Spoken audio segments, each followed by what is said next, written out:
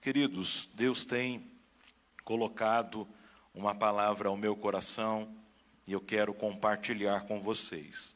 É uma palavra eminentemente pastoral. Eu gostaria que você entendesse isso, que você abrisse o seu coração para essa palavra que Deus quer compartilhar conosco nesta manhã. Vamos ao texto bíblico, está em Juízes, capítulo de número 9 e o versículo de número 7. Juízes, capítulo de número 9, versículo 7 até o 15. O tema já está aqui. Quando os bons se omitem, a igreja perece. Assentado como você está, preste bem atenção nessa leitura. Juízes 9, 7, diz assim: avisado disto, Jotão foi e se pôs no cimo do monte Gerizim, e em alta voz clamou e disse-lhes: ouve-me, cidadãos de Siquém, e Deus vos ouvirá a vós outros.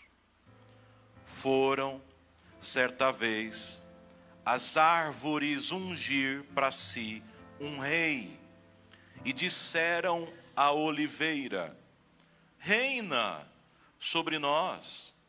Porém a oliveira lhe respondeu: deixaria eu o meu óleo, que Deus e os homens em mim prezam, iria pairar ou reinar ou labutar sobre as árvores?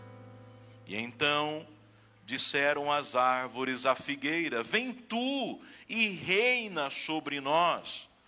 Porém a figueira lhes respondeu: deixaria eu a minha doçura, o meu bom fruto, iria pairar, reinar sobre as árvores? Então disseram as árvores à videira: vem tu e reina sobre nós. Porém a videira lhes respondeu: deixaria eu o meu vinho, que agrada a Deus e aos homens, iria reinar sobre as árvores? Então todas as árvores disseram ao espinheiro: vem tu, então, e reina sobre nós.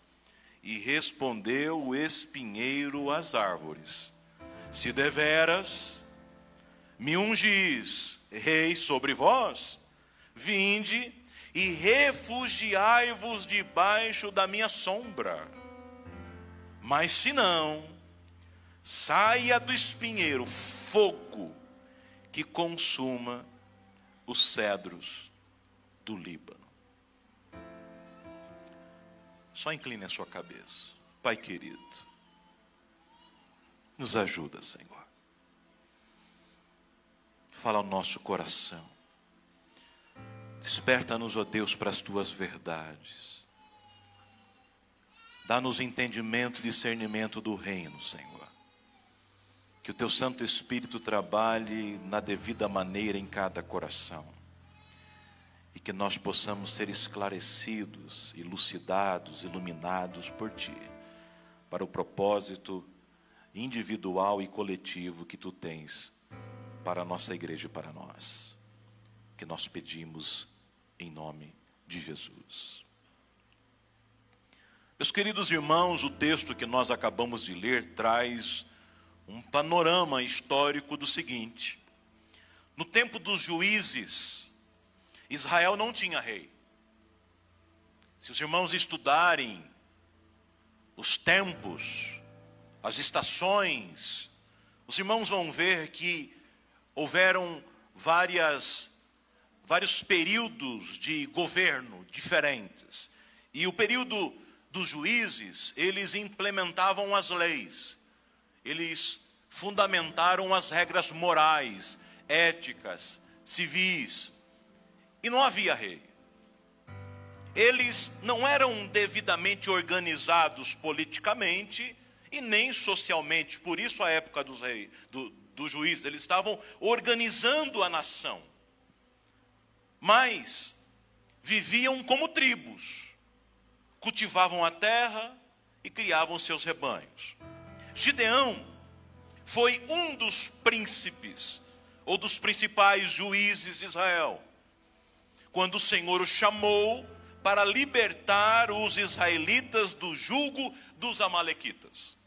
A primeira orientação que Deus deu a Gideão foi que ele destruísse os ídolos da casa do seu próprio pai, quebrando assim a influência e a herança que recebera da sua própria família. Gideão mostrou que, com isso, que estava consciente do chamado do Senhor. Porém, Gideão falhou. Gideão pecou. Gideão adulterou.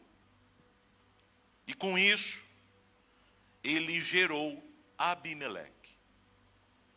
Abimeleque, por sua vez, ele era dominador. Ele era invejoso.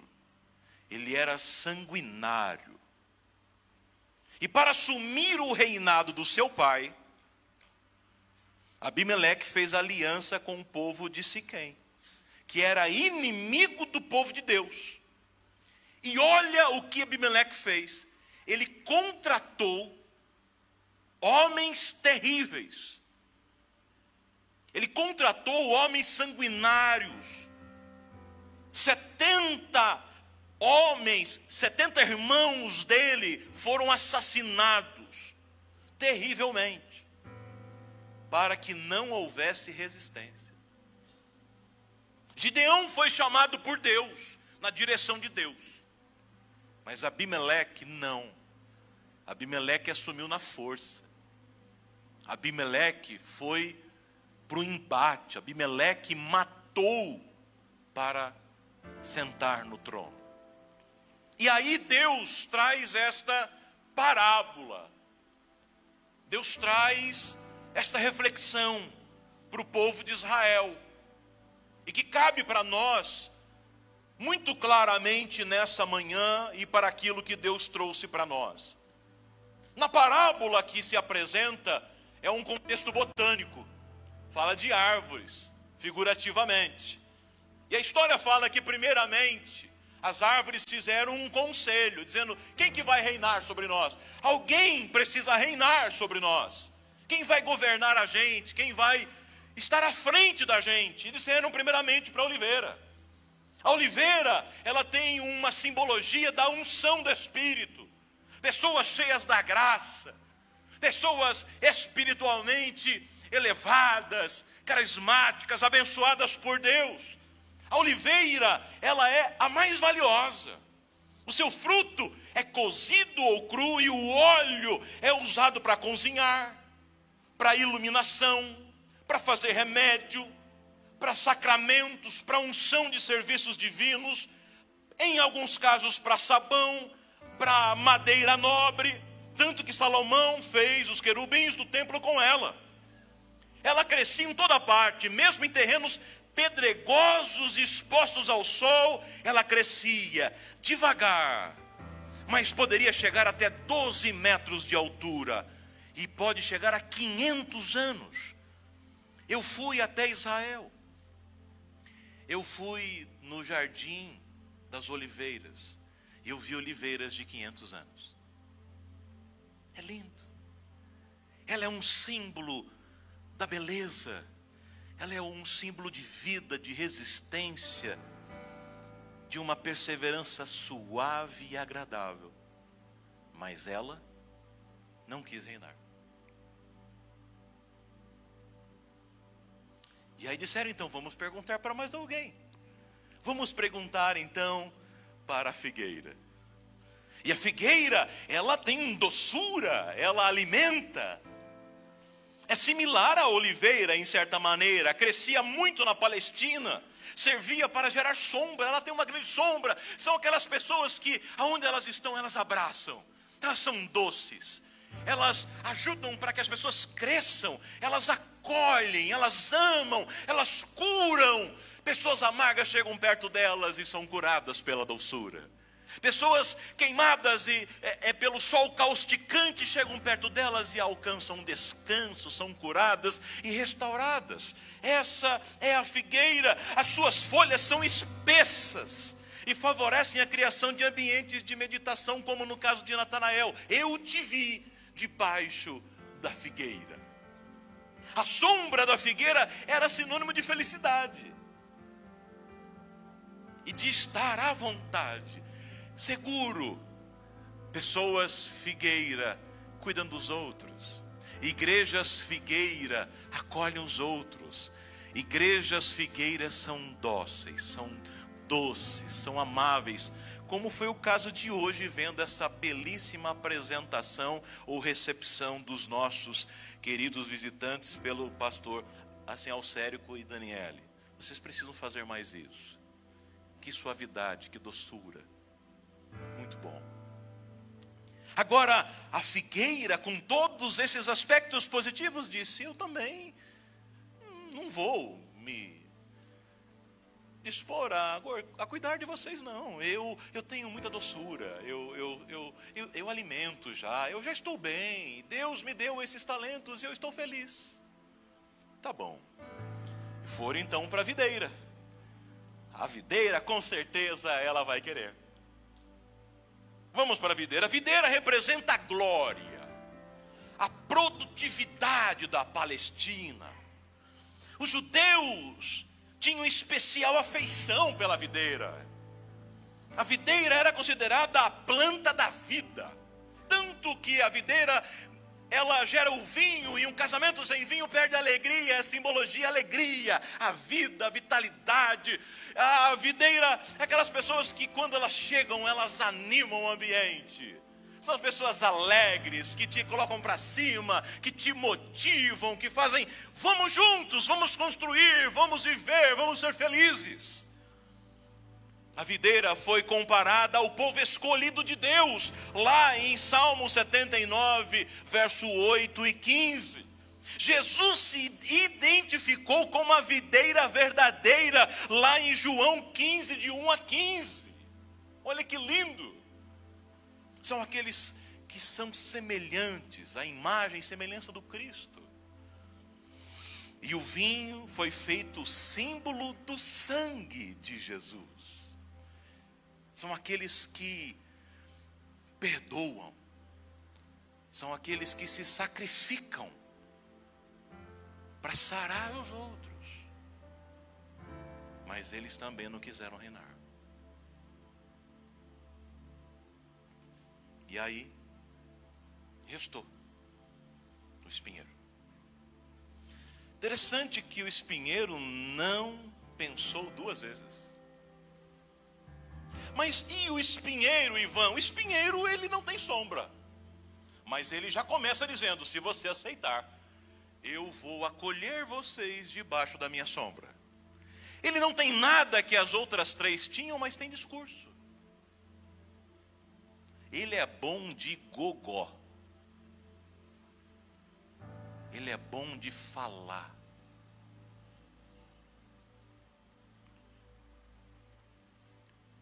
Os espinheiros normalmente ficam nos desertos. E eles não servem para acolher ninguém. O espinheiro, ele não tem fruto nenhum. Ele não sacia a fome de ninguém. O espinheiro não faz nem mesmo, aí, os que amavam a ciência na escola, a fotossíntese. Não faz. Porque o dióxido de carbono, que ele transforma em oxigênio, ele não tem nem folhagem, nem para isso ele serve. Não melhora o ar. É aquele cara que nem, aquela pessoa que o ar com ela fica pior ainda, ela não ajuda em nada, só atrapalha. E as suas raízes não são fortes, não evitam desmoronamento. As outras árvores, aonde elas estão, elas ajudam para que a estrutura não caia. Ela sempre está sustentando os outros para que não caiam. Mas o espinheiro não tem raiz. Ele vai para onde ele quer, para se beneficiar e manipular e ganhar para si mesmo, na sua arrogância, na sua ganância, no seu egocentrismo. O espinheiro não serve nem para adubo. As árvores, quando soltam e caem as suas folhagens, elas adubam ao redor para que ao seu redor haja vida. Espinheiro não. Pelo contrário, quando cai alguma coisa dele, cai uns poucos espinhos que você pisa ou se machuca. É aquela pessoa que quando você chega perto dela, você inevitavelmente vai sair machucado. O espinheiro, ele não serve de residência, de abrigo. Os passarinhos se acolhem nas copas das árvores, mas o espinheiro não acolhe ninguém. Ele não tem copa, ele não tem sombra, ele não tem folhagem. E aonde quer que você encoste, você se fere. Ele não gera proteção, ele não gera nem ornamento, porque até uma árvore morta, cortada pela raiz, bem tratada, sem vida, ela serve para a beleza, mas o espinheiro nem para isso serve.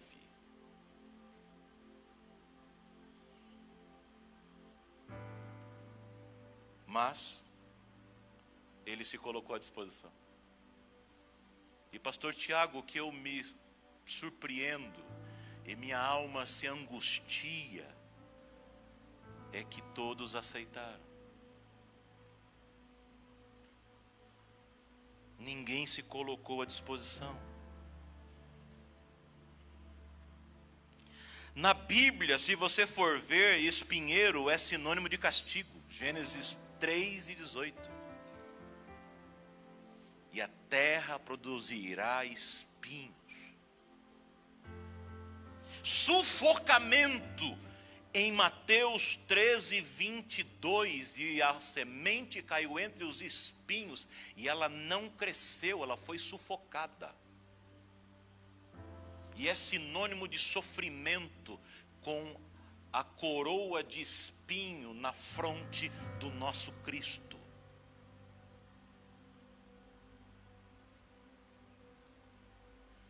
E aí vem a reflexão. E aí Deus vem trazendo a reflexão ao meu coração para amanhã nessa igreja.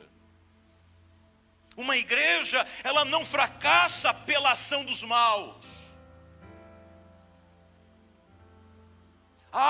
Nós temos pessoas ruins na igreja, essas pessoas ruins estão matando a igreja. Não, as pessoas ruins não matam a igreja.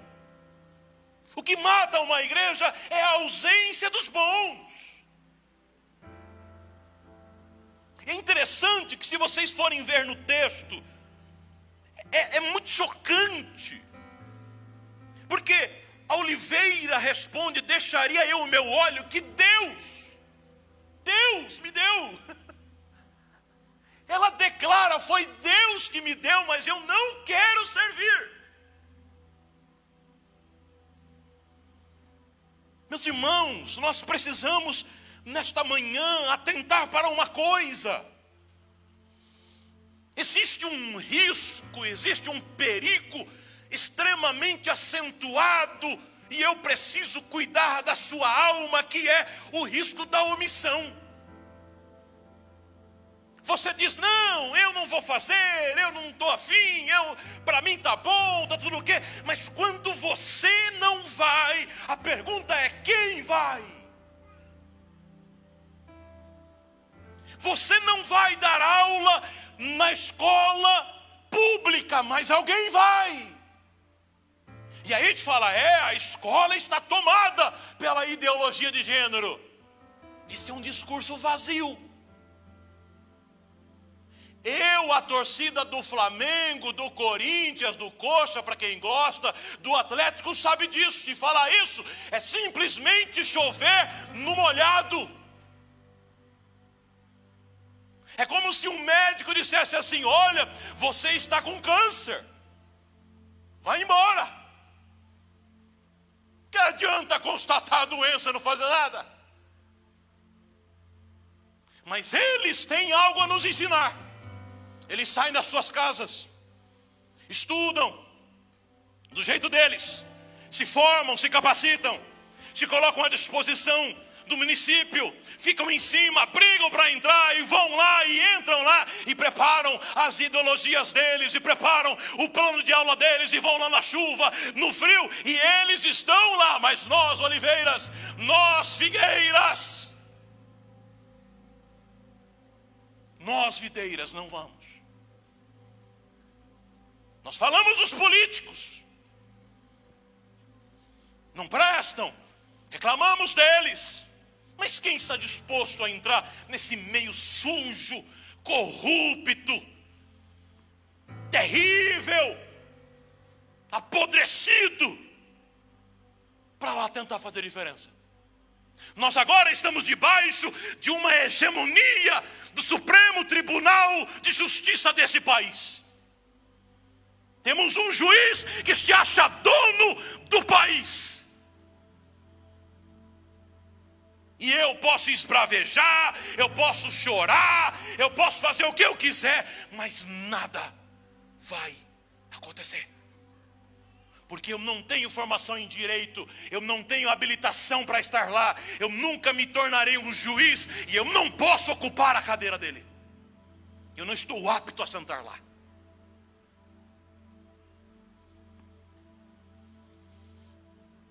Fazer as mesmas coisas esperando resultados diferentes é ignorância, igreja. Mas vamos descer um pouco, vamos descer um pouco na sua casa. Será que você não tem omitido algumas coisas? Você, por exemplo, não tem tempo para acompanhar o seu filho. O seu menino está crescendo e você não tem tempo de jogar bola com ele, você não tem tempo de andar de skate com ele, você não tem tempo de fazer nada, você vai lá no Paraguai, compra um PlayStation 5 ou qualquer outra coisa, dá para ele para que ele fique entretido ali, mas de repente chega alguém na escola que vende drogas e tem tempo para conversar com ele. Fala, vem cá, rapaz, vamos bater um papo aqui, a vida é pesada, vem cá, experimenta isso daqui, cara, bacana, tal. A gente não tem tempo para ficar com o nosso próprio filho, mas o traficante tem. A gente não tem tempo para orientar a menina do que é certo e errado, mas tem uma moça lésbica lá dentro da escola que tem. A gente não está disposto. Vamos ao trabalho, a gente não está disposto a pagar um preço, a estudar um pouco mais, a se desafiar, a se esticar, a se elastecer, a virar gerente da empresa. Não, é muito complicado, aqui essa cultura é pesada, deixa eu ficar de boa. Daí vem alguém, um espinheiro, que não tem a formação que você tem, que não tem o caráter que você tem, vira gerente sobre você e coloca o pé na tua garganta. E aí você diz assim, meu Deus, o diabo se levantou. Não, é você que não se levantou. É a cadeira que ficou vazia, e toda a cadeira vazia alguém senta. É igual o pai que tem um menininho atrás do carro, a mãe fala assim, amor, o que nós vamos comer agora após o culto? O pai fala, amor, eu não sei, escolhe você. Aí o menininho fala, McDonald's, está resolvido. Porque se o pai não decide, a mãe não decide, o filho decide, alguém vai decidir por você. Alguém sempre vai decidir sobre você. Alguém sempre vai reinar sobre você. Se você não reinar, alguém vai reinar. E eu tenho que dizer uma verdade, se você não quis reinar e veio um espinheiro reinar sobre você, por favor, fique quieto. Se eu não fosse crente, não fosse pastor, eu diria alguma outra coisa.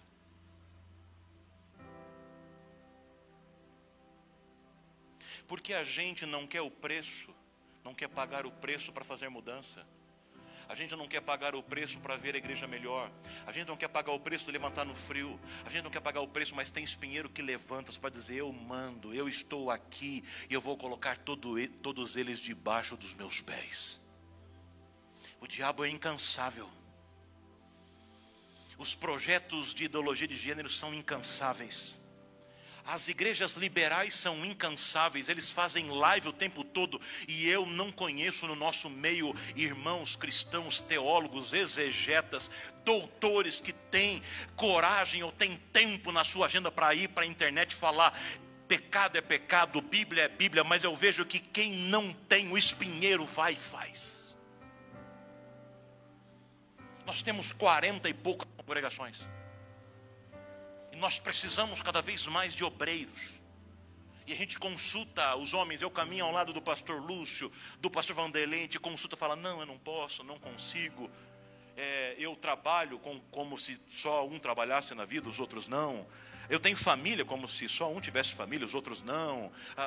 Não, eu não posso, eu não consigo, não dá para ir, não dá para fazer. A gente vai se apequenando. E aí de repente vai um dirigente e fala, nossa, o presidente, o pastor Lúcio colocou aquela pessoa para dirigir. Aquele dirigente porque você não foi. Você é tão bom, você é formado em Harvard, você é de Oxford, você é o intergaláctico, você é o supra-sumo, você é o the best of world, você é o the king. E você não quer ir. Você não quer ir.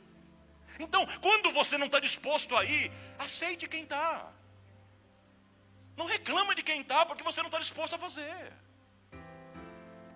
E aí eu vejo aqui o seguinte: enquanto muitas pessoas boas se omitem, os espinheiros estão sempre entrando, estão dispostos a reinar, sem princípios, sem moral, sem ética, e fazendo promessas que eles não vão cumprir, e a gente vira palhaço. A gente faz de conta que acredita, eles fazem de conta que vão fazer, e no final a coisa fica igual. Os irmãos não sabem como é difícil ter que pregar isso. Que primeiramente Deus está me confrontando. Os Abimeleques, que são esses que são o sinônimo dos espinheiros, são aqueles gananciosos. Eles estão sedentos para reinar e para escravizar e para matar os seus irmãos. E aí eu quero dizer algo que eu, o pastor Eduardo e o pastor Eliel estávamos conversando na vinda. Irmãos, eu sei que tem gente que fala assim, Ivan, mas eu não sou capaz. Você talvez não se ache capaz, mas pergunta se Deus quer te usar lá, porque não é a tua capacidade, é a capacidade de Deus. Ivan, eu não tenho interesse. E o meu pastor, o pastor de vocês, o nosso pastor, eu sempre disse para ele, está aqui, a Mari que me conhece há muitos anos, caminha há muitos anos. E eu vim tão de baixo, mas tão de baixo, que eu cheguei já umas 10 vezes a falar, pastor, onde eu cheguei já está bom demais, porque o que eu era e onde eu cheguei, eu já estou no lucro, eu já posso passar a régua, e Jesus pode me levar agora, porque eu já sou muito mais do que imaginava. Ele fala, filho, Deus tem mais. Filho, Deus tem mais. Filho, Deus tem mais. E aí eu ainda insisto e falo, pastor, mas Deus tem mais, mas pode dar para os outros. Para mim está tudo bem, eu não preciso de mais. E um dia ele falou assim, para de olhar para o teu umbigo. Eu falei, oxe, que isso? Como assim? Ele falou, Deus não quer te dar mais para você, rapaz. Você não precisa, tudo bem, mas o que Deus quer fazer é te dar mais, para você transbordar para o reino, transbordar para a sociedade, transbordar para a igreja, entregar e dar. Se você ganha, vamos lá, 5, 10 mil e está bom, Deus pode te dar 30, você fala, mas não preciso. Você não precisa, mas o reino precisa, o campus precisa. Ivan, eu já tenho uma pós, eu sou especialista, faz um mestrado, para quê? Eu não preciso, é verdade, mas talvez você só vai poder entrar em uma universidade onde tem assim, ideologia de gênero, se você tiver um mestrado, e lá Deus vai te usar para fazer a diferença. Ivan, eu não preciso ser consagrado a pastor, porque aonde eu estou aqui eu já sou reconhecido como pastor, mas tem alguns títulos que te abrem portas, e para Deus te colocar lá, você precisa ser consagrado pela instituição. Eu odeio a política, eu odeio a instituição, mas entenda que existem algumas portas que precisam ser abertas. Meu Deus, vocês não entendem as dores que tem no corpo para falar isso. E sabe qual que é a diferença, irmão, entre ser ambicioso e ganancioso? É que o ganancioso quer para si. Ele quer para si, ele quer, o espinheiro quer para si, ele é ganancioso. E sabe o que falta na gente? Galeria, jovens, adolescentes, irmãos, falta-nos uma ambição. A ambição é você estar satisfeito com o que você tem, mas entender que pode ter mais, e não para você. E eu diria, uma ambição altruísta. Ambição altruísta é você querer mais não para você, você querer mais para poder distribuir mais. Se Deus te der mais pão, você vai compartilhar pão. Se Deus só te der mais conhecimento, você vai ensinar mais. Se Deus te der mais dinheiro, você vai entregar mais cesta básica. Se Deus te der mais influência, você vai impactar mais. Eu tenho usado as minhas redes sociais não para eu me prevalecer, até porque eu já fui pregador, já viajei o Brasil, 15 países do mundo, preguei 10 anos. Eu não quero mais fazer agenda, mas eu quero que pelas redes sociais alguma coisa seja assim enviada, a influência aconteça. Deus não te dá alguma coisa para inchar o teu umbigo. Deus te deu talentos, Deus te deu coisas para que você a use para o reino. Eu quero dizer para você, você que entrou aqui, que está nos visitando, essa igreja tem muitos ministérios. Nós precisamos de você. Nós precisamos de você. Venha nos ajudar. Jesus em breve voltará. Vem nos ajudar.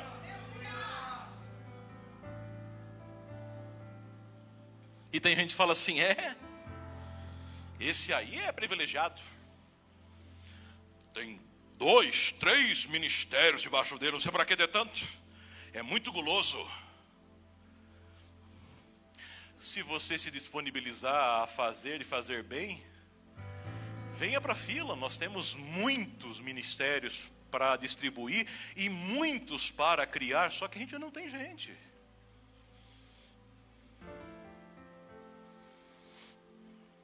Partindo para o final, eu deixo para vocês 4 coisas que Deus tem me incomodado.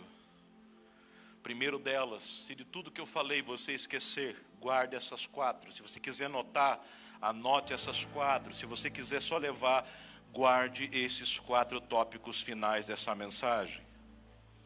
Primeiro, eu tenho orado a Deus e pedido, eu preciso de uma clara consciência de que a nossa omissão tem um alto preço a ser pago. Não ache que a tua omissão vai ficar barato. Quando você se omite, alguém vai fazer. Se fizer ruim, você é corresponsável. Se não for feito e almas se perderem, você um dia prestará conta. Ivan, eu não consigo, eu não sou bom. A Bíblia diz, tudo que vier à tua mão, faze conforme as tuas forças. Que Deus nos dê nessa manhã uma clara consciência que a omissão é um boleto muito caro para ser pago. Em segundo lugar, precisamos desenvolver uma ambição altruísta. Ivan, eu fui ensinado que você querer as coisas, você ser intencional, você buscar, é feio. É feio quando você está com más intenções. É feio quando você quer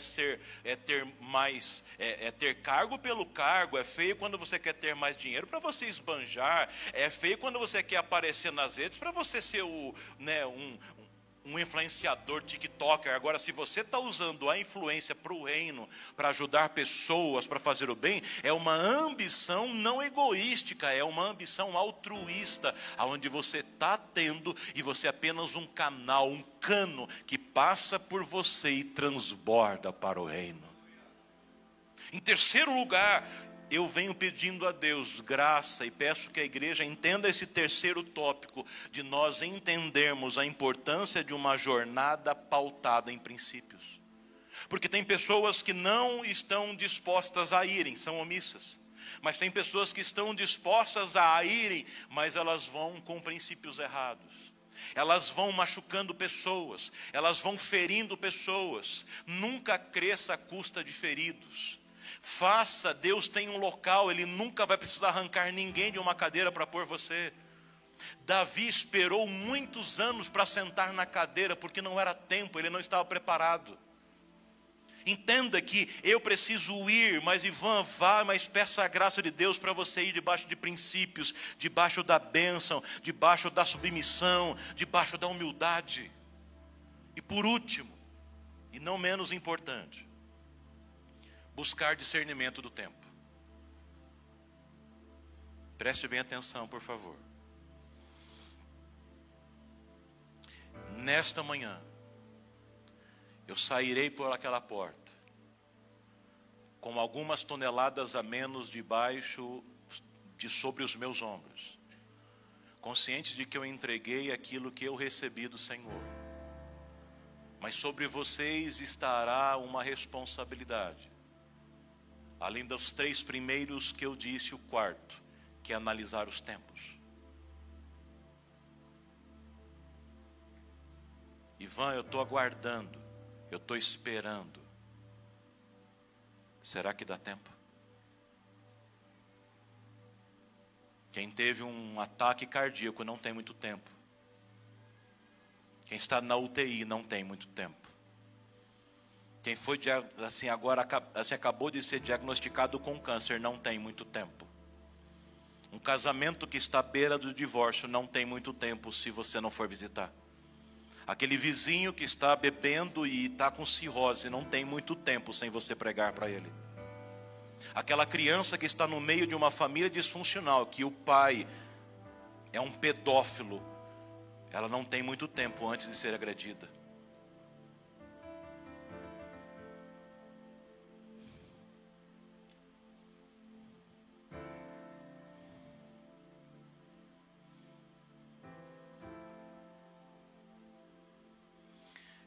Eu não sei se você consegue em algum momento sentir a dor do coração de Deus.